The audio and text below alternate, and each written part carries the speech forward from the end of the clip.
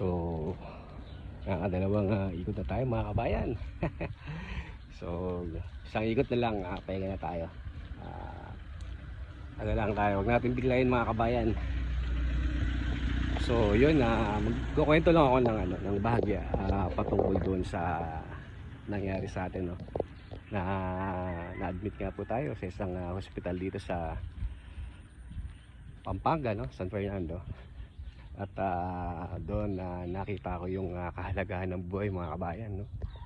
Kung minsan tayo pagka dumadaan tayo sa mga problema, sa mga stress, depression, halos hilingin na natin yung buhay natin na kunin na lang gano'n, no? Ang basta-basta. Pero mga kabayan, sa loob ng halos 2.5 days ko doon sa hospital mga kabayan, na-realize ko kung gaano kahalaga yung buhay ng isang tao, no? Nakita ko ron, no? Ipinakita sa akin, no? Ni Lord, no?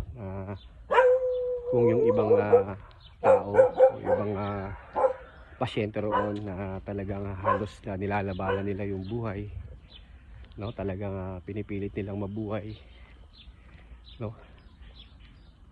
Dahil siguro, no, marami pa silang gustong gawin dito sa mundong ibabaw, no? Samantalang tayo na nakakaranas ng mga problema, stress, parang gano'n na lang natin hilingin yung ganung bagay. Samantalang iba pinipilit nilang mabuhay, no? So yun, siguro isang aral po yun para sa akin, no?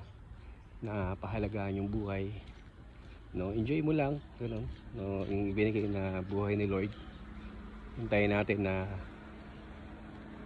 yung time o yung oras na para sa atin. So